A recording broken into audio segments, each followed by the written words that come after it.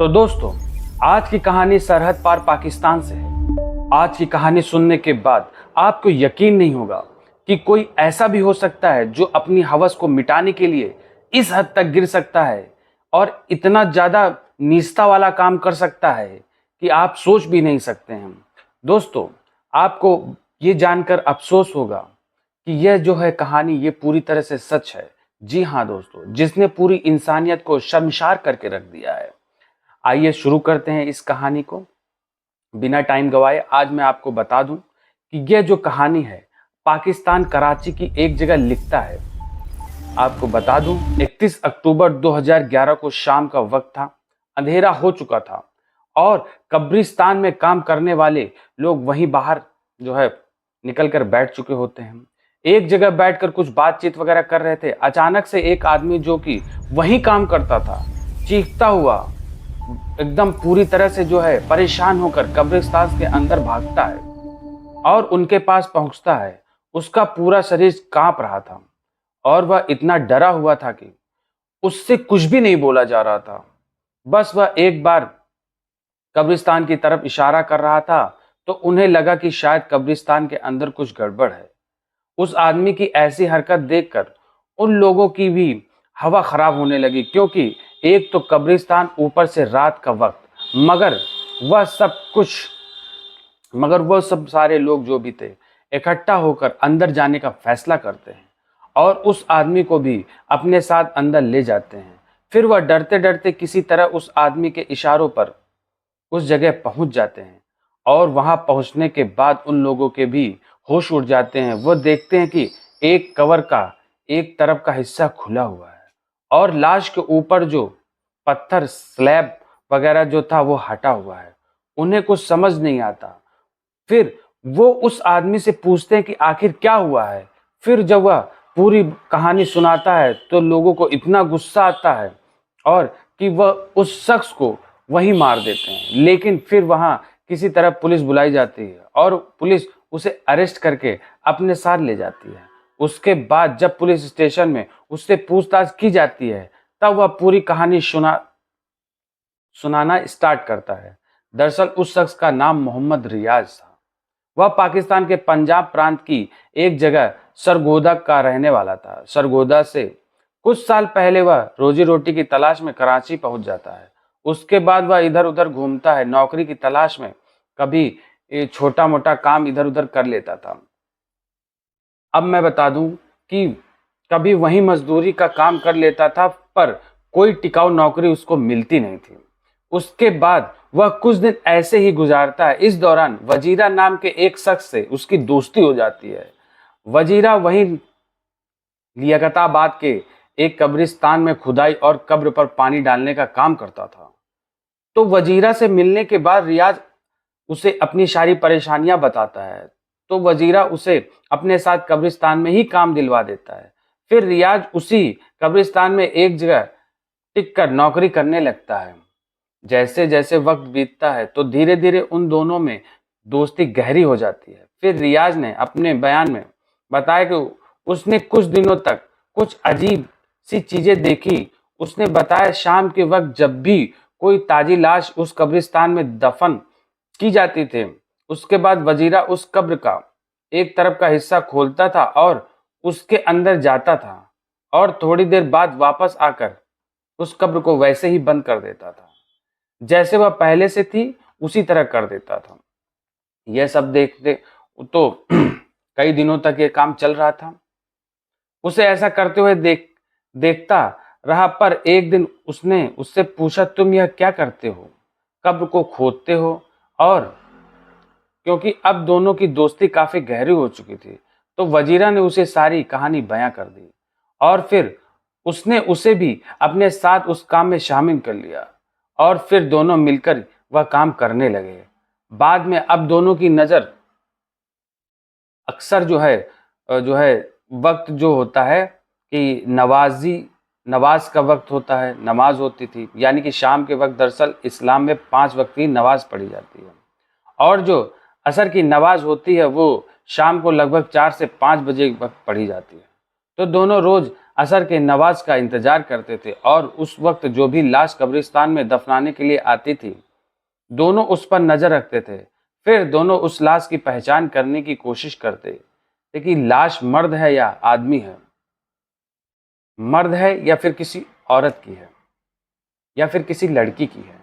लाश पहचान करने के बाद उन्हें ज़्यादा मेहनत नहीं लगती थी, क्योंकि मुस्लिम रीति रिवाज के हिसाब से अगर वह किसी महिला की लाश है तो उस कब्र पर एक चादर डाल दी जाती थी और वह चादर एक निशानी होती थी कि यह लाश किसी महिला या लड़की की है। उस चादर को देखकर दोनों समझ जाते थे कि यह लाश औरत की है या लड़की की है, और उससे भी ज़्यादा ये बात ख्याल रखते थे कि उस लाश को असर के वक्त यानी कि 4 से 6 बजे के बीच दफनाया गया है। सुबह दोपहर में दफनाए हुए मुर्दों पर यह बिल्कुल ध्यान भी नहीं देते थे। तो लाश को जब वहां लाया जाता था, उसके बाद उसे कब्र में दफनाते थे, जिसमें 2-3 घंटे का वक्त लगता था, और फिर सब लोग धीरे धीरे करके चले जाते थे। फिर ये दोनों अपना काम शुरू करते थे। उनमें से एक जो है उस कब्र के पास जाता और उस कब्र के पैर वाले हिस्से की तरफ से उसे खोदना चालू करता, और बस इतना खोदता कि उसमें एक आदमी घुस सके। उसके बाद उस कब्र पर पत्थर के स्लैब वगैरह होते थे, ताकि मुर्दों के ऊपर वो मिट्टी ना गिरे जो ऊपर से डाली जाती है। तो उनमें से एक पत्थर के स्लैब को हटाता और उस कब्र के अंदर चला जाता था। फिर उस औरत या लड़की के साथ अब इसे क्या अब इसे क्या कहा जाए, जबरदस्ती या बलात्कार, क्योंकि जबरदस्ती तो उसके साथ होती है जो उसका विरोध करे। वो तो पहले से ही एक लाश थी, अब उसको क्या कहा जाए, जिसको कुछ पता ही नहीं चल रहा है कि उसके साथ क्या हो रहा है। मतलब कि उस लाश के जरिए अपनी हवस को शांत करता था, उस लाश को रेप करता था। उसके बाद जब वह कुछ देर बाद बाहर आता तो दूसरा उस शख्स में जाता और उससे साथ घिनौना काम करता, और जो है वो अपनी हवस पूरी करके वो भी चलाता था। हर उस लाश के साथ करते जो शाम के वक्त दफनाई जा रही होती है। शाम का वक्त इसलिए चुनते थे क्यों, ताकि जो है लाश एकदम ताजी रहे। सुबह और दोपहर की लाश जो है इसलिए काम नहीं करते थे क्योंकि वो पुरानी हो जाती थी और थोड़ा सा उसमें से इन्फेक्शन वगैरह हो जाते थे। ये इनको इतनी बात की नॉलेज थी। लाश के साथ ऐसा करते थे जिसे दफनाने में अंधेरा हो जाता था, और उस अंधेरे का फायदा उठाकर ये दोनों उस घिनौनों के काम को अंजाम देते थे।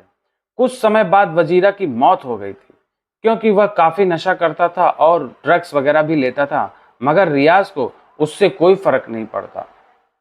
वह अपनी वो जो है यह सिलसिला जारी रखता है, और जब अकेले ही वह इस काम को करता रहता। बात 31 अक्टूबर 2011 शाम की है। असर के वक्त एक मुर्दा लड़की को दफनाया जाता है, और उस लाश पर भी रियाज की नज़र थी।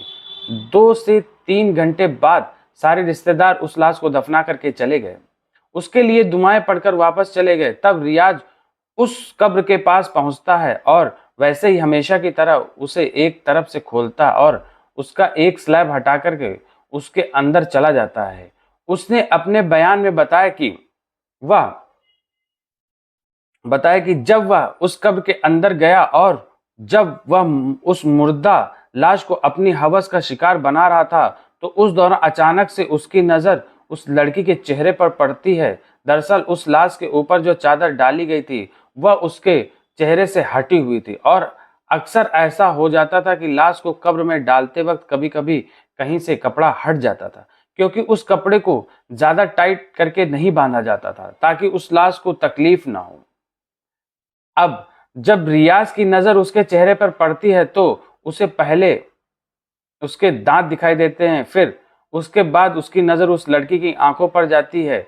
उसकी आंखें चमक रही थी और एक तेज रोशनी उसकी आंखों से निकल रही थी। ऐसा कर ऐसा उसने खुद अपने बयान में साफ साफ बताया है, जैसे कि वह यह सब देख रहा होता है।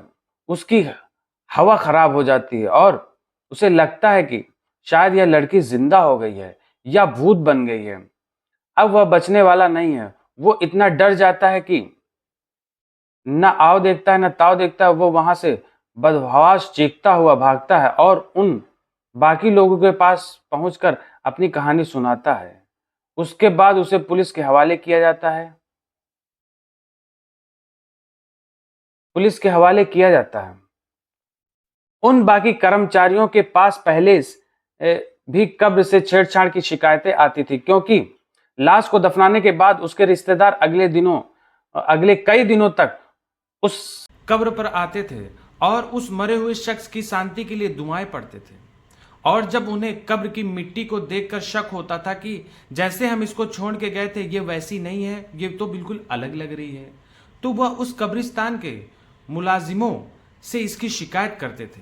पर उन्हें लगता था कि शायद किसी जानवर ने ऐसा किया होगा। पर जब अब रियाज उनके पास आया और उसने सारी कहानी बताई, तब उन्हें सारा माजरा समझ में आया कि उसने अपने बयान में कबूल किया कि उसने 48 महिलाओं के साथ कब्र में उतरकर बलात्कार किया है और उसने यह पिछले 1.5-2 साल के अंदर किया।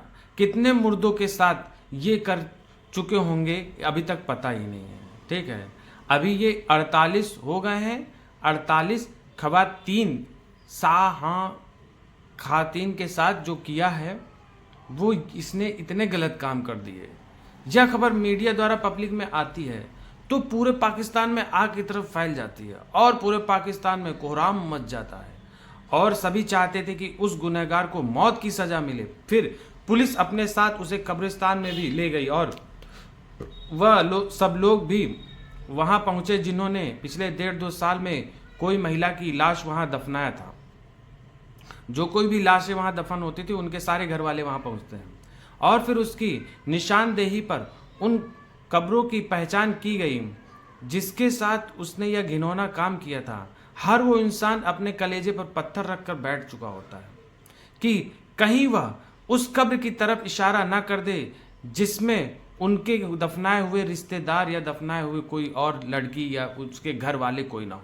और सोचे जब उन कब्रों की पहचान करता होगा तो उन लोगों पर क्या बीतती होगी, जब उन्हें पता चलता होगा कि उसमें उनका कोई अपना दफन है, उसके साथ जो है उसने गलत काम किया।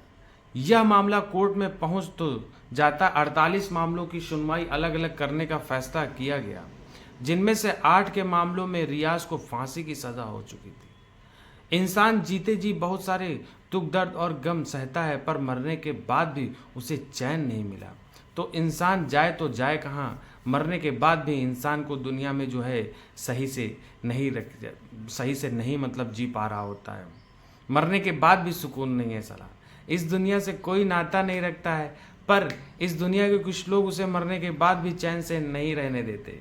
पर हैरानी की बात यह है कि दोस्तों, रियाज आज भी जिंदा है और आज भी पाकिस्तान की जेल में सड़ रहा है और आज भी हर एक पाकिस्तानी रियाज को फांसी की सज़ा जो है तो सुना दी गई, लेकिन फांसी होने का इंतज़ार कर रहा है क्योंकि बाकी के मामले अभी भी कोर्ट में हैं और उनका फैसला आना बाकी है। पर उम्मीद है उसे जल्द ही फांसी होगी। तो दोस्तों, यह थी आज की कहानी। आपको इस कहानी को सुनकर के क्या लगा, आपकी क्या राय है, कमेंट बॉक्स में ज़रूर बताइए। और हाँ, कहानी अच्छी लगी हो और जो कुछ भी मुझसे गलतियाँ हो तो मुझे क्षमा कर दीजिए सुनाने पढ़ने में।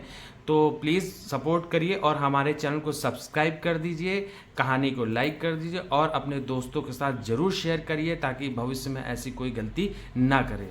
तो दोस्तों, मिलते हैं अगले दिन नई कहानी के साथ। आज के लिए बस इतना ही।